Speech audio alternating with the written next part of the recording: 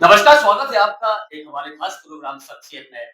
और हम मिलवाने वाले हमीरपुर जनपद के राज कस्बे से एक ऐसी बिटिया को जिन्होंने अपने माता-पिता, अपने परिवार का और अपने समाज का और खुद का नाम रोशन किया है। दरअसल स्नेहा राजपूत से मैं मिलवाने वाला हूँ जिसकी उम्र महज़ 19 वर्ष है। इनके पिताजी का नाम कमलेंद्र राजपूत है। रहने वाले ये जरिये थाने के खेड़ा सराजी से बिलोंग करते हैं और राज कस्बे में विगत कई वर्षों से निवास कर रहे हैं। स्नेहा राजपूत ने तीसरे अटेम्प्ट में नीट की परीक्षा को पास कर लिया, यानी कि नीट का टेस्ट पास कर लिया है। और स्नेहा से मिलवाते हैं कि आखिर उसने यह कारनामा कैसे किया। स्नेहा, तीसरी बार आपने प्रयास किया और तीसरी बार आप सफल हुई, सामने जो आपके कैमरे रखोगे इसलिए। कैसे तैयारी की आपने? 3 साल आपने कैसे व्यतीत किए हैं? कितनी आपको तैयारी करनी पड़ रही थी? जब मैं 12th के बाद बाहर गई थी तो फिर मैंने कोटा से तैयारी करना स्टार्ट किया था वहाँ एलन करियर इंस्टीट्यूट में। तो जब पहली साल किया था तो पहली साल मेरा स्कोर था फर्स्ट अटेम्प्ट में 543। तो उस ईयर नहीं हो पाया था। फिर जब सेकंड ईयर किया तो उस ईयर मेरा स्कोर आया था सेकंड अटेम्प्ट में 641। पर कुछ स्कैम वगैरह हुआ था और फिर पता नहीं इतने अच्छे स्कोर के बाद भी मुझे कॉलेज नहीं मिला था। फिर इस बार थर्ड अटेम्प्ट में मेरा स्कोर 527 है और इस बार मेरे रैंक के हिसाब से मुझे कॉलेज अलॉट हो जाएगा। अच्छा, थर्ड अटेम्प्ट में आपने क्वालीफाई किया है, फर्स्ट और सेकंड की हम बात कर लें। ये पैटर्न और ये तीसरी बार जो आपका पैटर्न था, कितना डिफरेंट था? फर्स्ट सेकंड अटेम्प्ट का पेपर कंपैरेटिवली ईज़ी था। इस बार का पेपर बहुत ज़्यादा अनएक्सपेक्टेड था क्योंकि हम लोग ने प्रीवियस ईयर पेपर्स अटेम्प्ट किए थे, ऐसे पेपर अभी तक नीट के देखे नहीं थे। बिल्कुल अनएक्सपेक्टेड पेपर आया हुआ था। कुछ ज़्यादा ही डिफरेंट था, हाँ, मतलब पैटर्न थोड़ा चेंज था, बहुत ज़्यादा लेंथी और काफ़ी टफ पेपर था। काफ़ी टफ हो चुका। अच्छा, आपकी रैंक के बारे में बात कर लें कि आपकी रैंक 25,000 कुछ आपने बताई थी, 800-900 कितना था? 25,892। 25,892। अच्छा, ये बताइए कि इसमें आप किसको श्रेय देना चाहते हैं? कौन आपकी सफलता के पीछे है? मेरे मम्मी-पापा मुझे पापा मतलब कॉन्स्टेंटली मोटिवेट करते थे और फिर भैया भी बहुत अच्छा गाइड करते थे। तो ऐसे मैं उनको श्रेय देना चाहूँगी और मेरे जो टीचर्स थे वहाँ पे जिन्होंने मुझे पढ़ाया है उनको। अ, आप ये बताइए किस फ़ील्ड में जाने की आपने सोच रखी है कि हम जैसे ये जब आपका वो समय आएगा जब आप डॉक्टर्स हो जाएँगे तो किस फ़ील्ड में आप को रुचि है? कि यहाँ मैं इस फ़ील्ड में जाना पसंद करूँगी। मैं कार्डियो में जाना पसंद करूँगी क्योंकि ऐसा क्यों? उसमें रीज़न? उसमें मैंने मतलब अपने घर में पापा को देखा था जब पापा का अटैक आया था तब मैंने सोचा था इसमें। अच्छा, पापा को देखा कि इस ये बीमारी है तो देखकर ऐसा लगा कि कहीं न कहीं इस बीमारी को हम सफल इलाज कर पाएँ, कुछ लोगों को बचा पाएँ तो ये। हाँ, और ये बहुत कॉमन हो गया है यार, जैसे 3-4 घर में ऑलमोस्ट किसी न किसी को ऐसे होता है। अच्छा, ये नीट की तैयारी के लिए बच्चों को कितने क्लास से तैयारियों में लग जाना चाहिए? क्या क्या एक क्लास होनी चाहिए? क्या एज लगभग होनी चाहिए?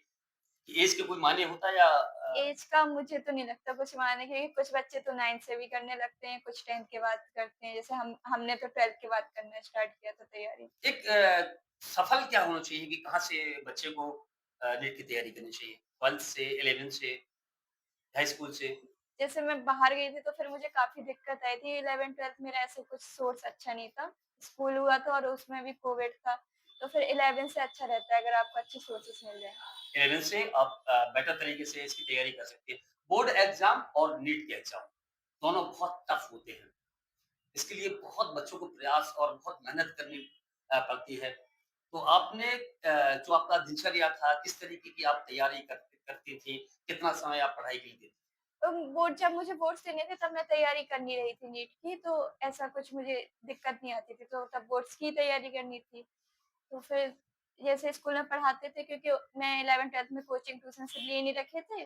तो 11th में तो ऑनलाइन चलता था तो जितना पढ़ा देते थे उतना कर लिया, होमवर्क कंप्लीट कर लिया तो मेरा हो जाता था। हाँ। अच्छा, आप जो आगे आने वाले बच्चे जो 2026 में, 27 में जो भी टेस्ट देंगे, उनके लिए क्या कहना चाहेंगे आप? क्या करना हो उनको? किस तरह तैयारी करें?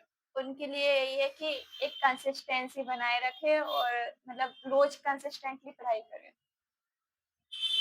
इसको कितने समय में हम कंप्लीट कर सकते हैं? अगर अच्छा एक विद्यार्थी अच्छा है, मेहनत अच्छी करता है।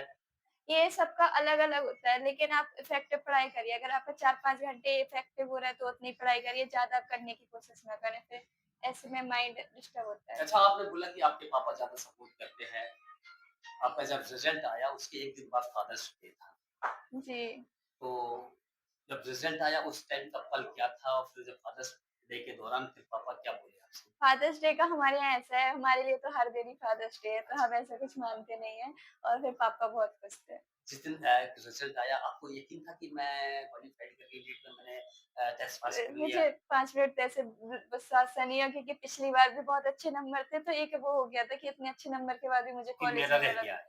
हाँ, तो इस बार बहुत डर लग रहा था, फिर थोड़ा बैठे, फिर पता किया कि चलो हो गया इस बार। अच्छा एक और चीज़ मैंने सुना आपके घर में ज़्यादातर आपके भाई या आपके चाचा बहुत सारे लोग हैं जो नौकरियाँ कर रहे हैं। जी सर। तो शिक्षा के लिए कौन जो है प्रोत्साहित करता है कि आगे पढ़िए, करिए? सर मतलब मैं कितने लोग हैं आपके घर में जो क्या नाम है नौकरी कर रहे हैं या आगे होने वाले हैं अभी फिलहाल जो क्वालीफाइड कर चुके हैं? ऐसे मैं अपने भाई-बहनों में सबसे छोटी हूँ, पर काफ़ी कर रहे हैं ऐसे।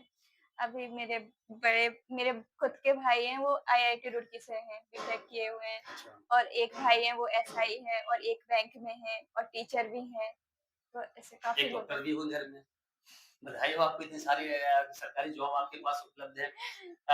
ये बताइए लास्ट हम आपसे बात कर लेते हैं कि आप उन बच्चों को क्या कहना चाहते हैं? उनके माता-पिता जो सपने देखते हैं कि उनके बच्चे पढ़ें, कुछ करें, उनका नाम रोशन करें, बड़ा गौरवान्वित महसूस करते हैं अपने आप को। कल मैंने देखा कि आपको जीएसी वाले बुला के आपको सम्मान दे रहे थे। मैं उस समय मौके पर था, मैं देखा आपके पिताजी का चेहरा वो देखने लायक था, कितनी खुशी उनको महसूस हो रही थी। उन बच्चों के लिए क्या कहेंगे आप?